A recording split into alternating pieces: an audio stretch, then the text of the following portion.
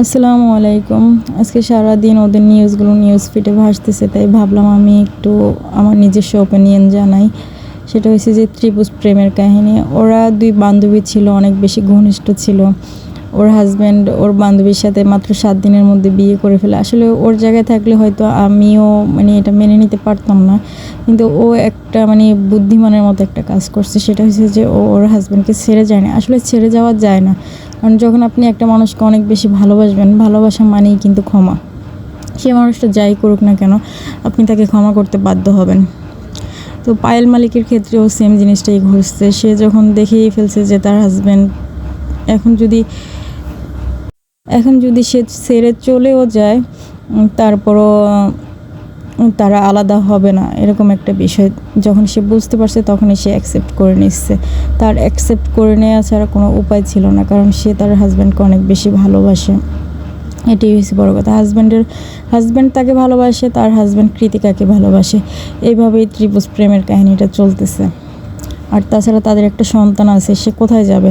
সে আরমান মালিকের জন্য বাসা ছেড়ে চলে আসছে। সে 8 বছরের সংসার, তার স্বামী, সন্তান সব কিছু। তার স্বামী একটা ভুল করছে বা অন্য কাউকে ভালোবাসছে, সেই জিনিসটা মানার পরেও তার স্বামী তো আর তাকে বের করে দেয়নি। তার স্বামী তো একসাথেই রাখতে চাইতেছে, সেজন্য সে অ্যাকসেপ্ট করে নিচ্ছে।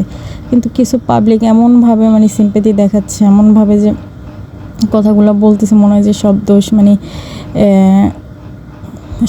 দোষ বলবো না, একদম পায়েল সাধু সন্ন্যাসী এবং ওর হাজব্যান্ড খুবই খারাপ কাজ করছে।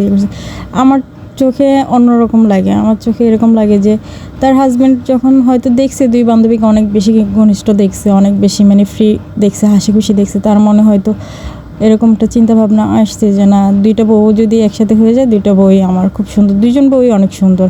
তো পুরুষ মানুষের জাত বলে কথা, তারা যে কোনো নারীকে দেখলেই সুন্দর নারীকে দেখলে তাদের মনে লোভ লালসার জাগে। সেই থেকে হয়তো আরমান মালিক এই কাজটা করছে।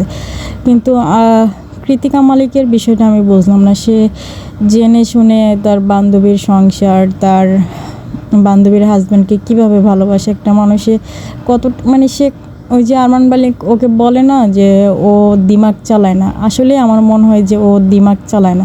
ওর যদি সাধারণ সেন্স বুদ্ধি থাকতো, তাহলে ও কখনই এই কাজটা করতে পারতো না।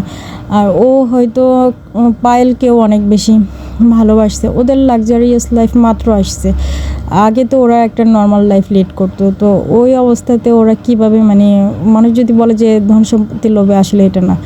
আগে ওরা একটা নর্মাল লাইফ লিড করতো, সেখানে ওই অবস্থাতে কৃতিকা মালিক যদি আরমান মালিককে ভালোবাসে, তাহলে সেখানে লোভ লালসা আমি বলবো না,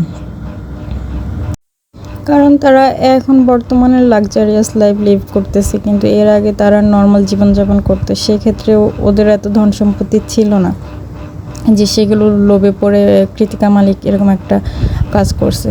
আসলে কৃতিকা মালিকও আরমান মালিকের প্রতি অ্যাট্রাকশন ছিল, ভালো লাগা ছিল। ওদের সুন্দর ফ্যামিলি দেখে ও হয়তো ভাবছিল যে সব কিছু সমানভাবে চলবে। আর কৃতিকা মালিককে তো আরমান মালিক প্রথমে বউ বানাইতে চায় না, সে তো গার্লফ্রেন্ড বানাইতে চাইছিল। কৃতিকা মালিক তখন বলছে যে না, আমি গার্লফ্রেন্ড হব না, আমাকে যদি বউ বানিয়ে রাখতে পারেন তাহলে আমি রাজি। এরপরেই তো ওরা বিয়ের ডিসিশনটা নিছে। আর পায়েল মালিক একদম বুঝে উঠতেই পারে না যে আসলেই এরকম একটা কাজ করে ফেলবে, কারণ পায়েল মালিক অনেক বেশি আরমান মালিককে ভালোবাসে। সে যখন এটা কখনোই কেউ ভাবতে পারবে না যে তার হাজব্যান্ড এরকম করবে, কারণ তার 100% বিশ্বাস, 100% ভালোবাসা আরমান মালিকের প্রতি ছিল। দেখে তাকে যখন জিজ্ঞেস করছে যে আমি তোর বান্ধবীকে বিয়ে করব, তো সে দুষ্টমিতেই বলে ফেলছে হ্যাঁ করে ফেলো। হয়তো ভাবছে যে শালি জিজা এটা দুষ্টমি করতেছে, কিন্তু সে কখনোই এটা বিশ্বাস করতে পারে না যে ওরা বিয়ে করতেছে সত্যি সত্যি। এটা আসলে অনেক বেশি দুর্ভাগ্যের বিষয়। কিন্তু তারপরেও যেহেতু হয়ে গেছে তো হয়ে গেছে। সে অনেক বেশি বুদ্ধিমানের কাজ এটাই করছে যে সে আরমান মালিককে ছেড়ে যায় না। আর হয়তো কেউ কাউকে ভালোবাসলে কখনোই ছেড়ে যাওয়া যায় না, এটা অনেক মানুষই বুঝবে, অনেক মানুষই বুঝবে না। যখন একটা মানুষকে আপনি ভালোবাসবেন, সেই মানুষটা আপনাকে ভালো না বেশি আরেকজন মানুষকে ভালোবাসতে যাবে, তখন আপনি কি করবেন? আপনার ফিরে যাওয়ার কোনো পথ নেই। আপনি কার কাছে যাবেন? বাবা মার কাছে যাইতে পারতেছেন না, আপনার ফ্যামিলি আছে, বাচ্চা আছে, সেগুলো রেখে তো আর আপনি যাইতে পারেন না। আপনার তার সাথে একটা বন্ডিং হয়ে গেছে, শিকড় মজবুত হয়ে গেছে, সেই জিনিস আপনি চাইলেও পারবেন না ফিরে যেতে, আর ফিরে গেলেও একদম শূন্য থেকে সব কিছু শুরু করতে হবে, অনেক কিছু হারাইতে হবে। তো এত কিছু হারানোর চিন্তাভাবনা বাদ দিয়ে পায়েল মালিক একদম বুদ্ধিমতির মতো একটা কাজ করছে যে ওদেরকে অ্যাকসেপ্ট করে নিচ্ছে। আর অ্যাকসেপ্ট না করেও কোনো উপায় ছিল না, যদি অ্যাকসেপ্ট নাও করতো তারপরেও ওরা কিছুদিন সমস্যা তো থাকলেও তারপরে আবার ওরা এক হয়ে যেত। কারণ ওরা পায়েল মালিক অলরেডি বাসা ছেড়ে চলে গিয়েছিল, 6 মাস পরে আবার পায়েল মালিক নিজে চলে আসছে। যখন দেখতেছে যে ওর চলে যাওয়াতেও তেমন কোনো এফেক্ট হচ্ছে না, তখন ও আবার রিটার্ন চলে আসছে। তো এটা অনেক বেশি বুদ্ধিমানের কাজ করছে না। অনেকেই অনেক কথা বলে, আরও একটা বিষয় বলে যে সেটা আরমান মালিক কেন এই কাজটা করলো। আরমান মালিক কিন্তু অনেকগুলো ভিডিওতে ইঙ্গিত দেয় যে পায়েল মালিকের চতুরতা, পায়েল মালিক দিমাগ লাগায়, সব কিছুতে চতুরতামি করে। এই জিনিসগুলো অনেক হাজব্যান্ড পছন্দ করে না। অনেক ওয়াইফরা আছে যে হাজব্যান্ডকে কন্ট্রোল করতে চায়, অনেক চালাকি করে, অনেক মিথ্যা বলে, অনেক কিছু বলে। ওই জিনিসটা কোনো হাজব্যান্ডে অনেক হাজব্যান্ড পছন্দ করে না, অনেকে পছন্দ করে, অনেকে করে না। তো সেই জিনিস থেকেও মনে হয় ভিতরগতভাবে অসুখী ছিল আরমান মালিক। আর সে কিন্তু অনেক ভিডিওতে কৃতিকা মালিকের কথা বলে যে সে দিমাগ চালায় না, সে আসলে সরল সহজ। আসলে আমার কাছে মনে হয় যে সরল সহজ। ওদের ভিডিওগুলোর মধ্যে বেশিরভাগ জায়গায় আমি দেখি যে পায়েল মালিক আসলে একটু অন্যরকম, একটু বুদ্ধি খাটায়, একটু চালাক চতুরের সাথে চলতে চায়, কিন্তু কৃতিকা মালিক অনেক বেশি সহজ সরল। আর প্রতিটা সম্পর্কের মাঝে থার্ড পার্টি কখন আসে? যখন ফার্স্ট পার্টি থেকে কোনো গ্যাপ থাকে, কোনো দুর্বলতা থাকে, কোনো শূন্যতা থাকে, তারপরেই থার্ড পার্টি আসে। থার্ড পার্টি এমনি চলে আসে না।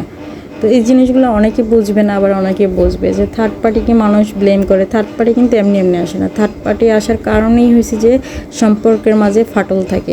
ফাটল থাকলে তবেই থার্ড পার্টি জায়গা পায়। তো ওই জিনিসগুলো যারা বুঝবে তো বুঝবে, আর যারা বুঝবে না তারা শুধু গালিগালাজ করবে, বকাবাদ্য করবে, এতটুকুই। তবে যাই হোক, ওরা বর্তমানে অনেক সুখে আছে, হ্যাপি আছে। সুখে থাকুক, হ্যাপি থাকুক, এটাই দোয়া করি। আর আপনারাও ভালো থাকবেন, সুস্থ থাকবেন, আমার জন্য দোয়া করবেন বেশি বেশি, আর ওদের জন্যও দোয়া করবেন, ওরা যাতে বিগ বস জিতে আসতে পারে, ওদের সাপোর্ট করবেন। আর আপনারাও ভালো থাকবেন। আল্লাহ হাফিজ।